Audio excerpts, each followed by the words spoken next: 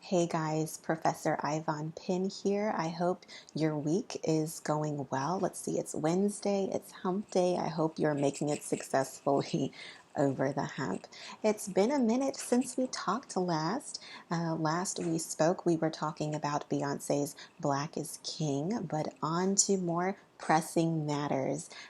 Today, I would like to have a conversation about online learning. So, as a college professor, I am engaging in online learning. So, I am going to share with you guys a few things that I am doing to ensure the success of my students to the best of my ability. A few things I feel parents and families, households can do to support their students engaging in online learning. And lastly, I will be looking to hear from you in the comments section. Things that you feel are working and going well. I want to know why you feel those things are working, what's successful for you and your students learning at home online, and what do you feel isn't working? What's frustrating? What questions do you have? I want to be able to engage with you guys in that way. I originally had aspirations of doing a live, but as I'm sure you can imagine, that beginning of school year prep is intense and I haven't been able to work that in.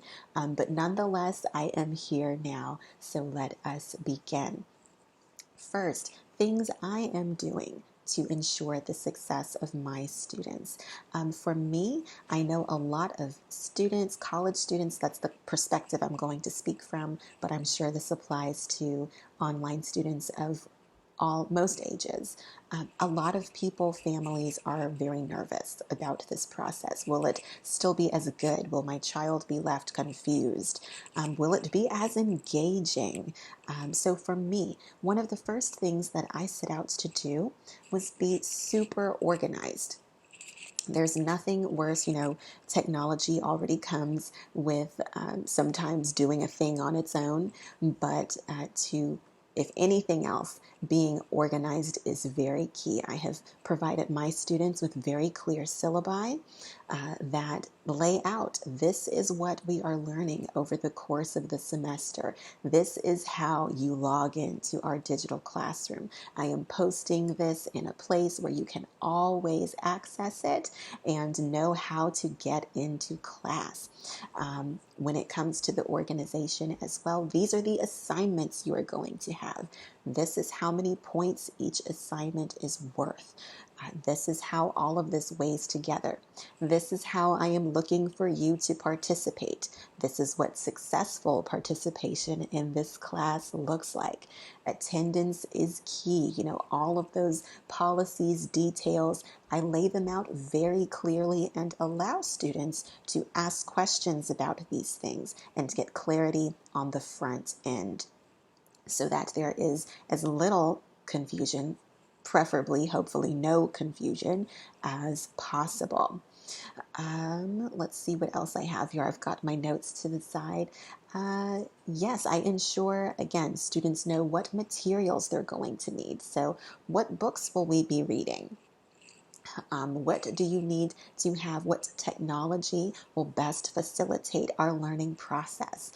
For Zoom, here's a good fun fact for all of you guys. Not a fun fact, a key fact.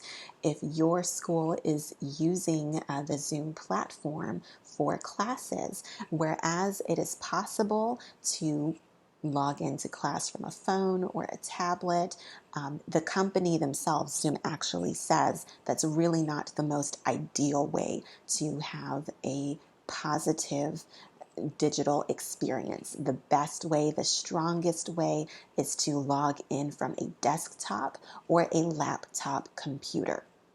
Now, I'm not a techie, so I don't know why that is, but I do know that that is what is stated, and I encourage my students to do that, and those who do have a more enriching experience. Obviously, strong internet connection is key.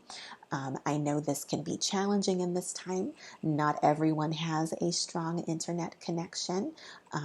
But there are things that can be done to help and aid in that area. If there are other people in the home who are on the internet, but not doing something work specific, looking at streaming television, doing things again that are not essential or not work required, that are using the internet, you will want to abstain from those things while your student is engaging in their online learning. The more people you have on the Wi-Fi, the more chances you have for issues to come up and to arise. So yes, I also make sure to make myself readily available through office hours to my students.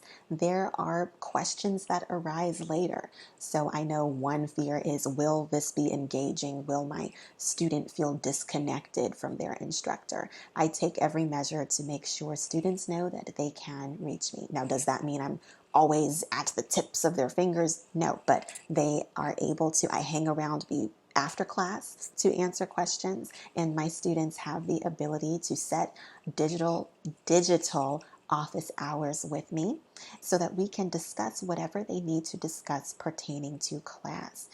I also make sure that students have an alternative means to contact me during a class session in case of technical difficulty. That's a lot of people's biggest fear. Oh, what if this happens or that happens? What if I get booted off of the Zoom room or call? What happens? I don't want to lose points. I don't want to miss something important. I provide an alternative means so that they don't feel lost and at bay. Okay? And then lastly, I make sure to be flexible.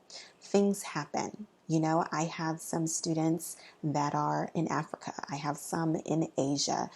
During one course, I had a student start off in the US and then went back to their home country, and they did not have as great access to internet. So I make sure to design my courses in such a way that one, attendance is required. So unless there is some extenuating circumstance, such as I am describing, they are expected to be in class. And there are points repercussions in that way.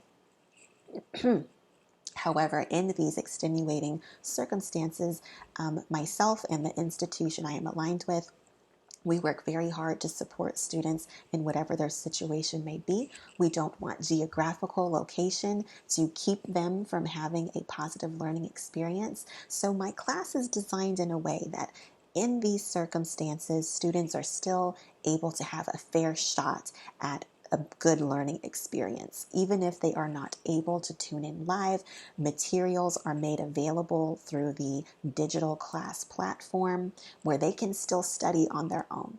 They can still set hours with me to talk if they need to. They have equal access to the assessments and anything needed to be successful. And I have proven record for my students who have been in such situations that so long as they get the required course materials, study, interact with me as they feel the need to do so, they have gotten good grades. And I'm very proud to report that. So now I would like to move on to things that I feel families, households can do to support their students in this online learning process. The first thing is this: to the best of your ability, provide a quiet learning space free of distractions. Okay, so this means I know in this time there may be several people in the household learning from home.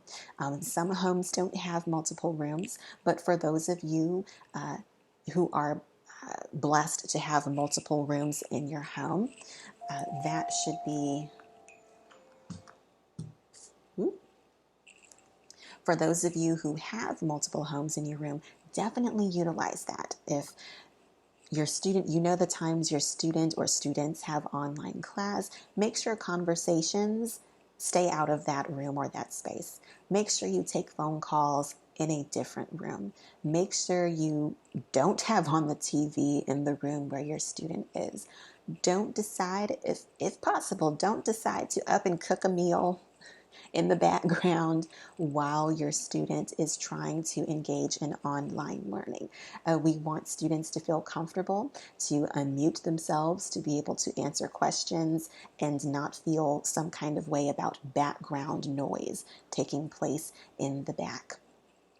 We also encourage households to respect the fact that your child may be learning at home, but for all intents and purposes, they are not at home.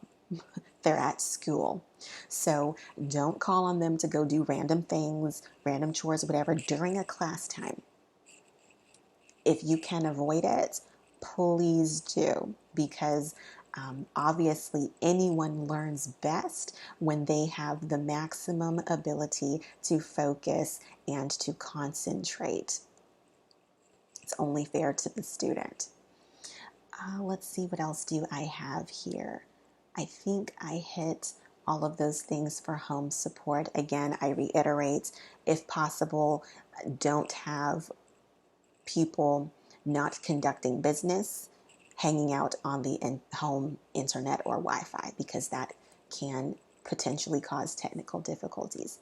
Now, with all of these things being said, my friends, I am now interested in hearing from you. Again, my goal, my dream was to do this live, but that's unfortunately not possible. So I would like to hear from you in the comments section. Please do.